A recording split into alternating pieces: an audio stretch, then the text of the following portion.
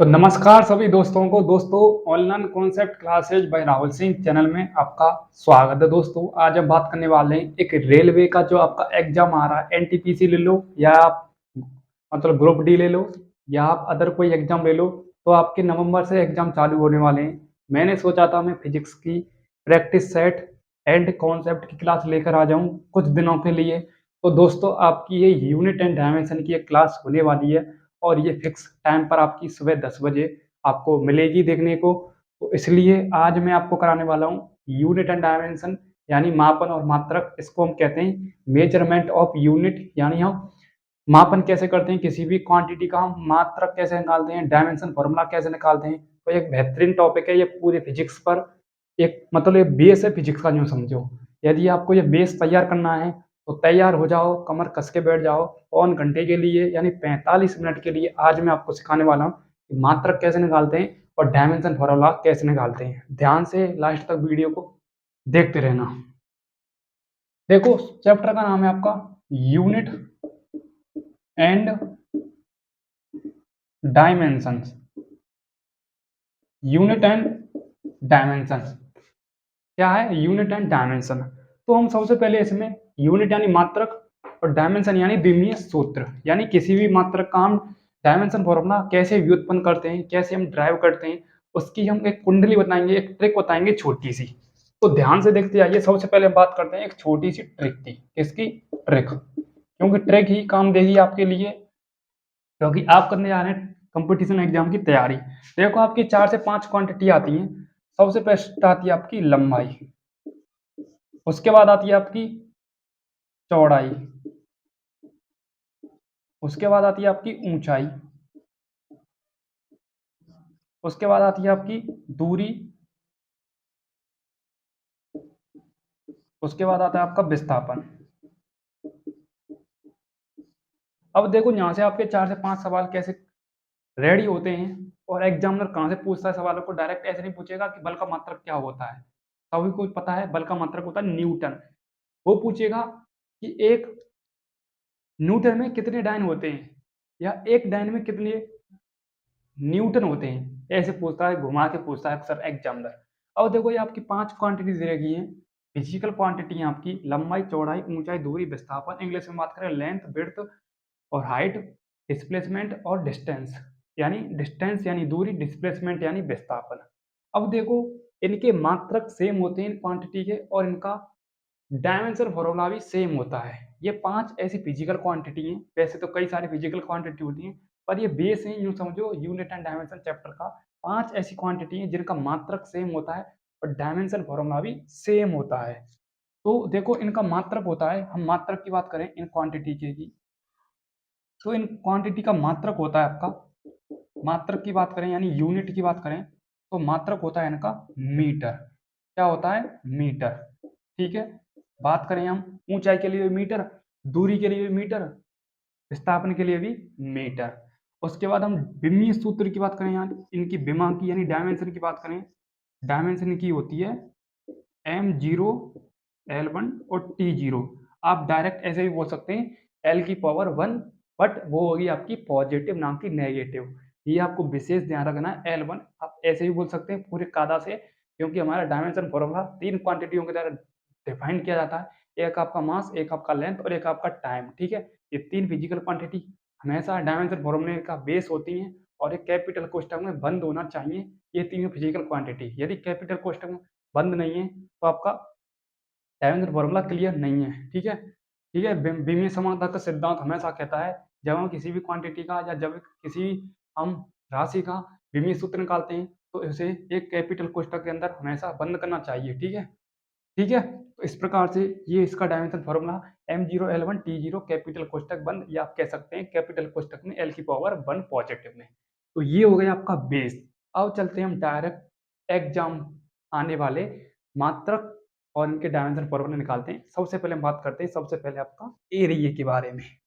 उस छोटे फॉर्मूले से हम चालू करेंगे, यानी क्षेत्रफल। आयत का क्षेत्रफल की बात कर लेते हैं हम। ठीक है। किसकी बात करेंगे हम? क्षेत्रफल यानी एरिया की। तो देखो ध्यान से, एरिया का सिंबल होता है कैपिटल ए, इस प्रकार से। ओके, ये आपको पता होना चाहिए। ठीक है। अब देखो ध्यान से, एरिया यानी एरिया का क्षेत्रफल होता है लेंथ इनटू विड्थ, यानी लंबाई इनटू चौड़ाई। ठीक है, अब बात करते हैं इसके मात्रक की और इसके डायमेंशन फॉर्मूले की। तो देखो लंबाई के लिए भी क्या होता है, सबसे पहले मैं मात्रक निकाल रहा हूँ इसका। लंबाई का मात्रक क्या होता है, मीटर होता है। ठीक है, इंटू दे रखा है तो इंटू लगा लेते हैं। चौड़ाई के लिए भी क्या है, मीटर लागू होगा, इंटू मीटर। तो मीटर इंटू मीटर करेंगे तो क्या हो जाएगा आपका, मीटर स्क्वायर हो जाएगा। सिंपल। लंबाई के लिए भी मीटर होता है और चौड़ाई के लिए मीटर होता है। चैनल को लाइक नहीं किया तो लाइक कर दो, एक लाइक बनता है ताकि हमारे को मोटिवेशन मिले, हम ताकि अगले वीडियो के लिए एनर्जेटिक यहाँ पर खड़े हो पाए। ठीक है, मोटिवेशन हमें एक लाइक से मिलता है और एक कमेंट से मिलता है, ना कि कुछ से मिलता है। जब फर्जीवाड़े की वीडियो देखते हैं तो आप झटके में लाइक कर देते हैं, कोई मतलब फर्जी ज्ञान दे रहा है, मटक रहा है, मतलब कोई कुछ भी हो रहा है उसके लिए तो आप लाइक और क्या लाइक का सब्सक्राइब करते हैं, मतलब शेयर भी करते हैं। हमारे लिए एक लाइक नहीं कर सकते, इतना तो कर सकते हैं ताकि हम मोटिवेट हो सके आपके लिए।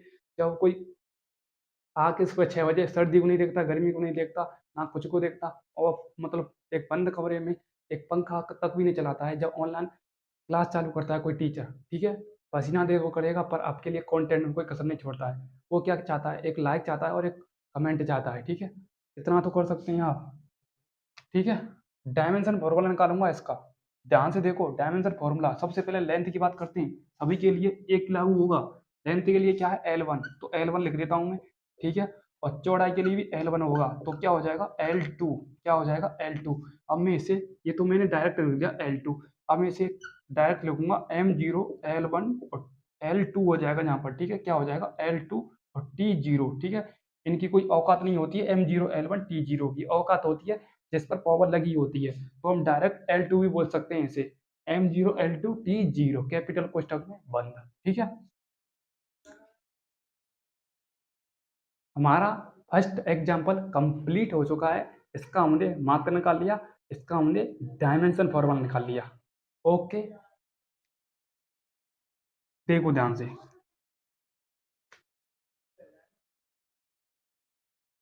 सेकंड एग्जाम्पल रहेगा आपका आयतन। आयतन को इंग्लिश में कहते हैं वॉल्यूम। क्या कहते हैं, वॉल्यूम।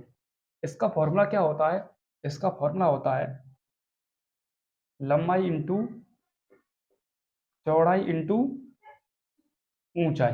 ठीक है, length into width into height. ठीक है, अब बात करते हैं इसके सबसे पहले मात्रक की। क्या बात करते हैं, इसके मात्रक की बात करते हैं। देखो सेम रहेगा, आपके लिए ये होमवर्क दे रहा हूं मैं, HW। ठीक है, आपके लिए होमवर्क है, आप इसे निकाल सकते हैं। अब बात करते हैं नेक्स्ट, वेग की। वेग इंपॉर्टेंट है। वेग को इंग्लिश में कहते हैं वेलोसिटी। फॉर्मूला होता है डिस्प्लेसमेंट अपॉन में टाइम। क्या होता है, डिस्प्लेसमेंट अपॉन में टाइम, यानी विस्थापन बट्टे समय। ठीक है, अब बात करते हैं इसके मात्रक की, फिर बात करते हैं इसके डायमेंशन फॉर्मूले की। देखो इसका मात्रक क्या होता है, इसका मात्रक डिस्प्लेसमेंट के लिए भी क्या होता है, मीटर लागू होता है। तो मीटर, और टाइम का हमेशा पता होगा, टाइम का सबसे छोटा मात्रक होता है सेकंड, तो मीटर प्रति सेकंड। यदि हमें सेकंड को ऊपर ले जाना है इनवर्स में, तो मीटर इंटू सेकंड इनवर्स हो जाएगा, पॉजिटिव से नेगेटिव में घात इसकी चेंज हो जाएगी। ठीक है, निकालते हैं इसका विमीय सूत्र। विस्थापन के लिए क्या है, L1। सेकंड के लिए क्या होता है, सेकंड का होता है सिंबल T, कैपिटल T, तो T की पावर 1 मान लेंगे। ठीक है, तो L1 और T माइनस का 1, ये क्या हो जाएगा इसका डायमेंशन फॉर्मूला। ठीक है, क्या हो जाएगा, या हम बोल सकते हैं M0 L1 T माइनस का 1, या हम डायरेक्ट जिसकी पावर है उसे भी बोल सकते हैं L1 T माइनस का 1। ठीक है, यदि हम पूरे कायदा से बोलें, इज्जत से, तो M0 तो हमारा चल ही रहा है, L1 हमारा पहले से ही है, और T की पावर 0 हम टी की पावर माइनस का 1 करेंगे तो टी की पावर माइनस का 1 ही आएगा, इसलिए M0 L1 टी की पावर माइनस का 1 भी बोल सकते हैं। गैस बन रही होगी आपकी, इसलिए मैं गैस को मिटाना चाहता हूँ, इसलिए मैं इसको M0 और L1 और टी की पावर माइनस का 1 भी बोल सकता हूँ। ठीक है, कई स्टूडेंटों को गैस बनी होगी, अब मिट गई होगी। गैस को दबाए रखें ताकि हम चाय पाई बन सके आगे की तरफ। ओके, अब देखो नेक्स्ट, नेक्स्ट रहेगा आपका वेग और विस्थापन बट्टे समय। अब देखो हम कॉपी पेस्ट करेंगे यहाँ से, क्योंकि एक तीर से दो शिकार जो हम करते हैं तभी मजा आता है आगे को हल करने में क्वेश्चन हो। और देखो बेग बराबर विस्तार बट्टे समय। अब बात करेक्ट करेंगे हम चाल बराबर और दूरी बट्टे समय। इसका चाल का, चाल बराबर में दूरी बट्टे समय। अब देखो कॉपी पेस्ट है, बिल्कुल कॉपी पेस्ट है, यूं समझो कॉपी पेस्ट है, यूं समझो। दूरी का क्या होता है मात्रक मीटर होता है, समय का क्या होता है सेकंड, तो मीटर प्रति सेकंड इसका क्या आ गया मात्रक। अब देखो मीटर प्रति सेकंड इसका आ रहा है और मीटर प्रति सेकंड इसका आ रहा है, तो डायमेंशन फॉर्मूला भी क्या आएगा सेम ही आएगा, कॉपी पेस्ट बिल्कुल। ठीक है, उसके बाद हम बात करते हैं आगे की तरफ। आगे की तरफ हम बात करते हैं, आगे आपका एक इम्पोर्टेंट बल का मात्रक की बात करते हैं। सबसे पहले हम बल की नहीं, बल बराबर है, हाँ सबसे पहले बात करते हैं मास की। किसकी, मास की। किसकी बात करते हैं, द्रव्यमान की। तो आपको मैं यहाँ पर बता देता हूँ, द्रव्यमान यानी मास या किलोग्राम, सीजीएस में कहें तो ग्राम। ठीक है, ग्राम। ठीक है, यदि देखो सीजीएस में गए तो ग्राम आपकी होती है, तीन पद्धति होती हैं अंतरराष्ट्रीय मतलब मात्रकों की पद्धति। एक आपकी सीजीएस होती है, एक आपकी एफपीएस होती है, एक आपकी एमकेएस होती है। इनको भी मैं अभी बता ही देता हूँ। देखो मात्रकों की पद्धति, यूनिट ऑफ सिस्टम। मात्रकों की पद्धति होती है आपकी तीन प्रकार की होती है। सबसे फर्स्ट आती है आपकी एमकेएस, ये भी ध्यान रख लो, एमकेएस, सीजीएस। उसके बाद आती है आपकी एफ पी एस। अब देखो एक इंपॉर्टेंट रेलवे का यहाँ से ही क्वेश्चन क्लियर कर रहा हूं। ऐसी कौन सी पद मेरा ऐसी कौन सी फिजिकल क्वांटिटी है जिसका तीनों पद्धतियों में मात्रक सेम होता है, तो वो होता है टाइम का। पूछा जा चुका है डिफेंस के एग्जाम में, एयरफोर्स में। सेकंड, टाइम का भी सेकंड, सेकंड और सेकंड, क्योंकि तीनों पद्धतियों में अपनी वैल्यू चेंज नहीं करता है, सेकंड सेकंड सेकंड। ठीक है, अब देखो यदि आपसे कोई एग्जामिनर में पूछे कि सीजीएस में द्रव्यमान का मात्रक क्या होगा, तो सीजीएस में देखो सबसे पहले जो आपका देखो लास्ट लास्ट का कॉमन दिख रहा है, ये कॉमन दिख रहा है आपका पनौती, ये भी कॉमन पनौती, ये पनौती, ये होता है आपका सीजीएस में यानी टाइम की। ये आपका टाइम का होता है, टाइम का लाइन होता है। ठीक है, इसलिए मैं इसको मान लूंगा टाइम का। ठीक है, क्योंकि टाइम का समय में क्या होता है सेम होता है, सेकंड सेकंड सेकंड, इसलिए एग्जामिनर यहाँ से नहीं पूछेगा, फंसाएगा यहाँ से। ये होती है आपकी मास की लाइन, किसकी, द्रव्यमान की। यदि द्रव्यमान में पूछे आपसे, देखो के जी और पी, ये बीच की होती है ना, के जी पी, के जी पी, ये आपकी होती है मास की। यदि आपसे मास की पूछे सीजीएस में तो आप ग्राम बनाता, क्योंकि जी की मतलब जी का मान मेरा मतलब जी का मतलब होता है ग्राम। उसके बाद यदि पूछे आपसे एमकेएस में, तो एमकेएस में बताएंगे आप के से क्या होता है किलोग्राम। मैं इसको लास्ट में बता दूंगा। ठीक है, उसके बाद आपसे एम एम सी एफ, ये होती है आपकी लेंथ की। किसकी होती है, लेंथ की। यदि आपसे पूछे लेंथ का एम के एस में मात्रक क्या होता है, तो मीटर।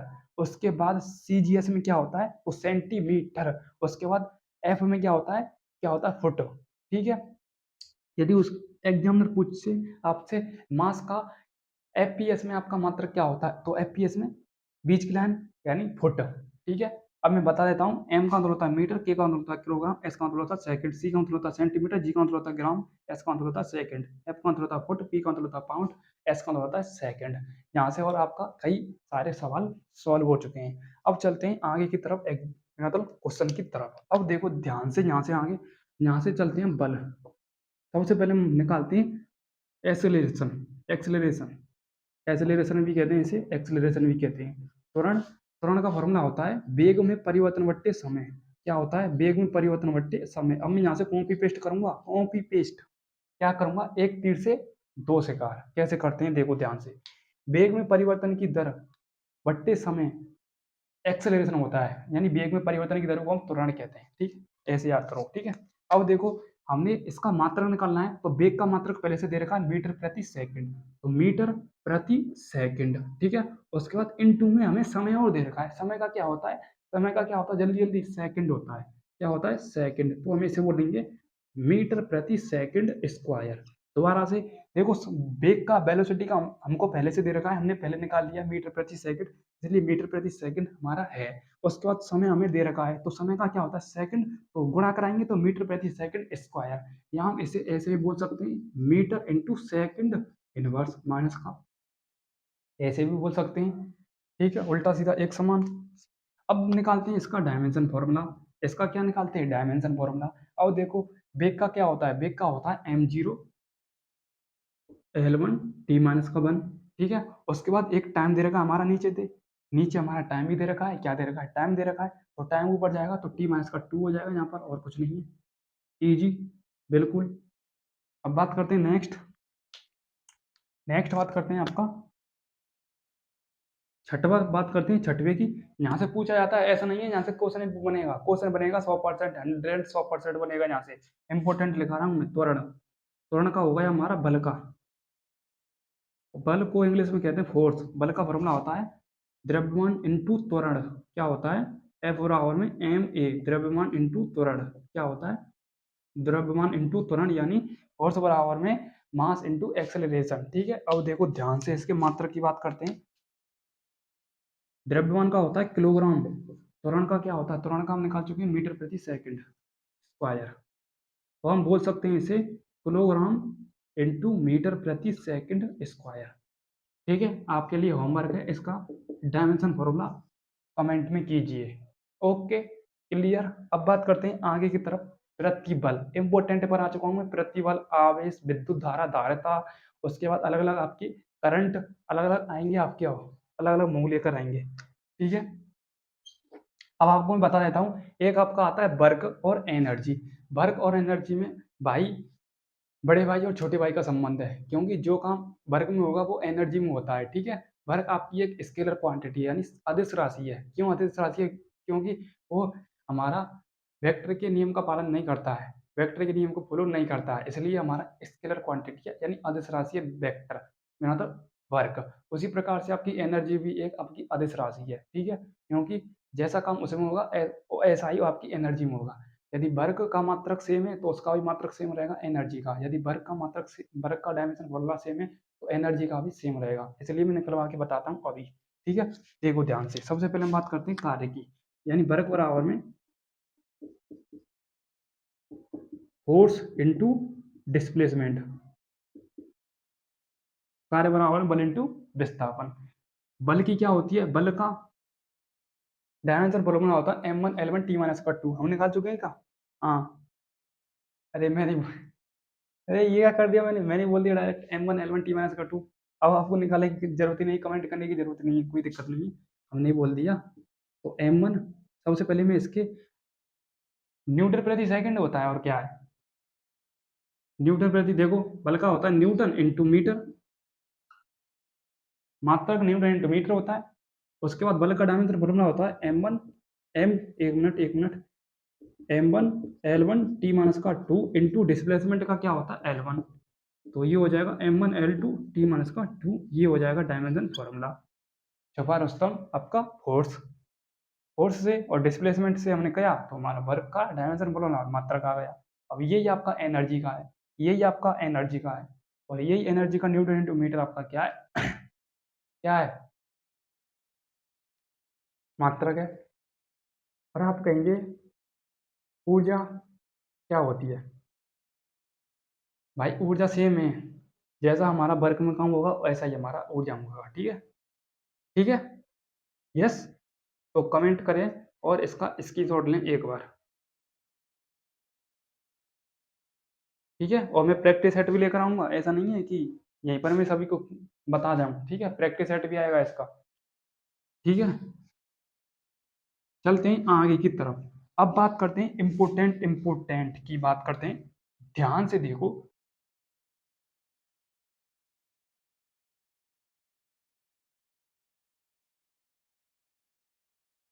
अब मैं आपको एक लंग से फॉर्मूले लिखा दूं। देखो, अब मैं बोल रहा हूँ एक लंग से फॉर्मूला, ध्यान से देखते जाइए।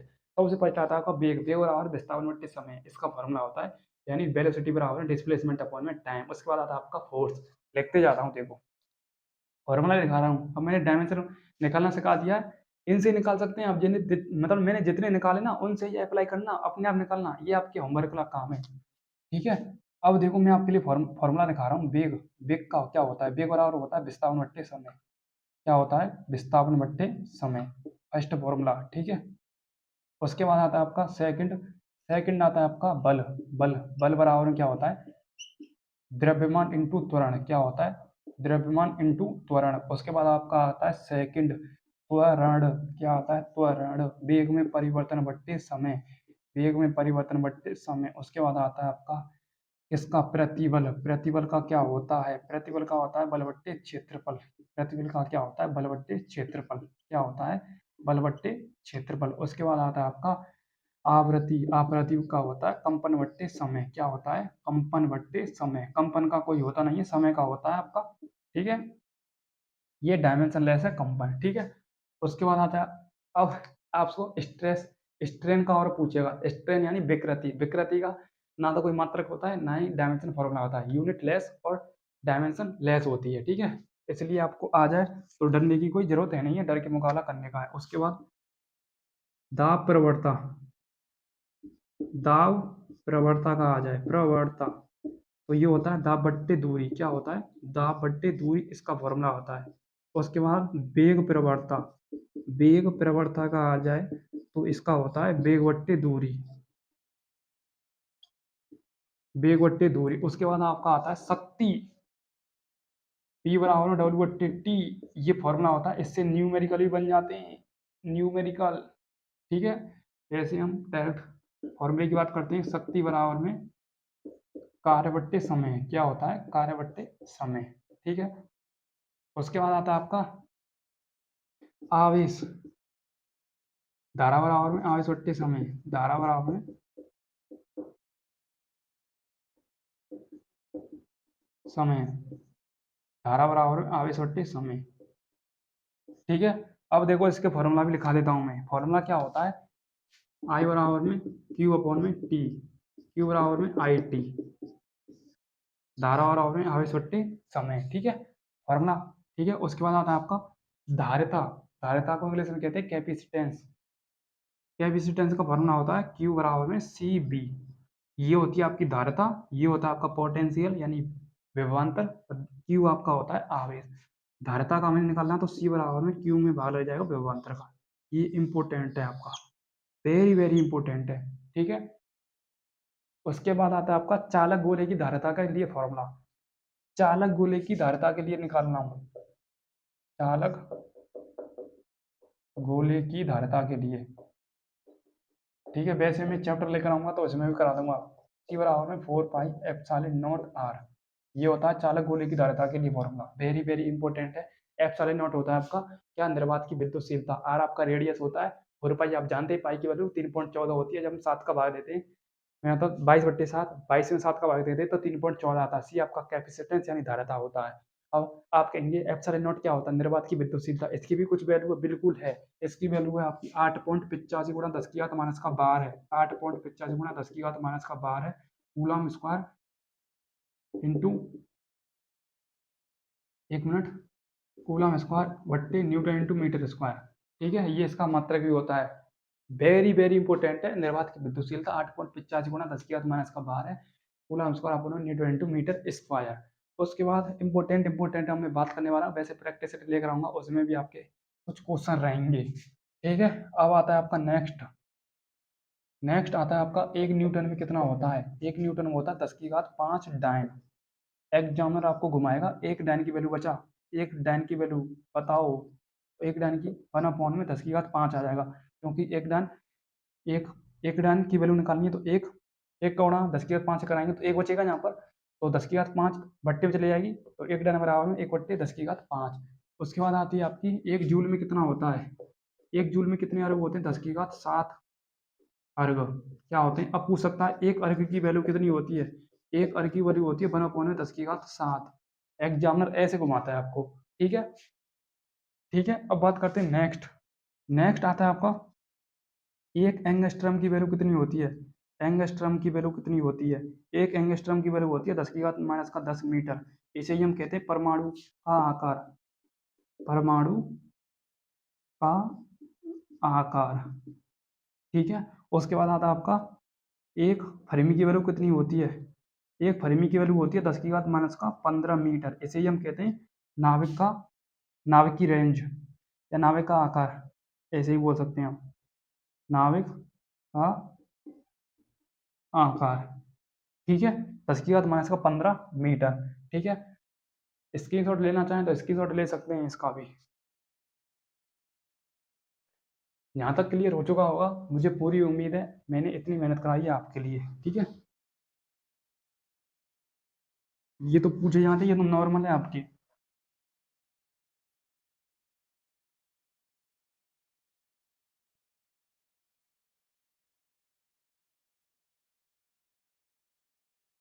देखो ध्यान से हो। अब आता है आपका कुछ मात्रक। जैसे एक पिको में कितनी होती है वैल्यू, एक पिको की वैल्यू, एक पिको, एक नैनो की वैल्यू कितनी होती है, एक माइक्रो की वैल्यू कितनी होती है, एक मिली की वैल्यू कितनी होती है, पिको, नैनो, माइक्रो, मिली सेंटी।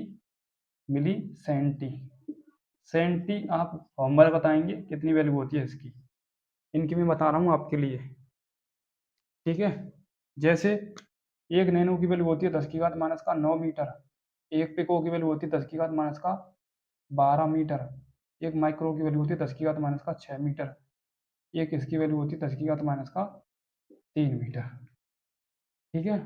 हाँ, 9, 10, 11, 12, हाँ, तीन तीन का अंतर होता है सब में, 10⁻12, 10⁻9, 10⁻6, 10⁻3, ठीक है। अब पूछ सकता है आपका एक पिको फेरेड में कितनी होती है, एक पिको, तो माइक्रो फेरेड, एक माइक्रो फेरेड में कितनी होती है, और एक पिको फेरेड में कितनी होती है, इस प्रकार से भी पूछ सकता है आपको, ठीक है। घुमाएगा और कुछ नहीं है, ठीक है। ठीक है, जो मैंने बताया है उतना आप लिखो, और जो मैं क्वेश्चन लेके आऊँगा बेहतरीन क्वेश्चन लेके आऊँगा, ठीक है। ठीक है, अब देखो ध्यान से। अब आता है आपका इम्पोर्टेंट मात्रक। जैसे आपका आता है प्रतिरोध का मात्रक क्या होता है, प्रतिरोध का मात्रक, प्रतिरोध का मात्रक क्या होता है, प्रतिरोध का मात्रक होता है ओम, क्या होता है ओम, ठीक है। आवेश का मात्रक क्या होता है, आवेश का मात्रक क्या होता है, आवेश का मात्रक होता है कूलाम, क्या होता है कूलाम, ठीक है। या सबसे बड़ा मात्रक होता है आपका स्टैट कूलाम, स्टैट कूलाम, इसकी वैल्यू भी पूछ सकता है एग्जामिनर आपसे, 3 × 10⁻9, ठीक है। ये भी आप याद रख लेना, ठीक है। उसके बाद आपसे पूछ सकता है पदार्थ की मात्रा का मात्रक, पदार्थ की मात्रा का, पदार्थ की मात्रा का, ठीक है। इसका होता है पदार्थ की मात्रा का मोल, क्या होता है मोल, क्या होता है मोल, ठीक है। उसके बाद नेक्स्ट पूछ सकता है आपका लेंस की क्षमता का क्या होता है, लेंस की क्षमता का क्या होता है, ठीक है। आप मुझे कमेंट में बताएंगे इसका लेंस की क्षमता का क्या होता है, ठीक है। और मैं इसका फॉर्मूला बता रहा हूँ, पी बराबर 1/, में फोकस दूरी, यानी लेंस की क्षमता पावर पी बराबर 1/, में फोकस दूरी, ठीक है। ठीक है कि नहीं है, इतना मैंने आपके लिए कराया है। अब देखो ध्यान से,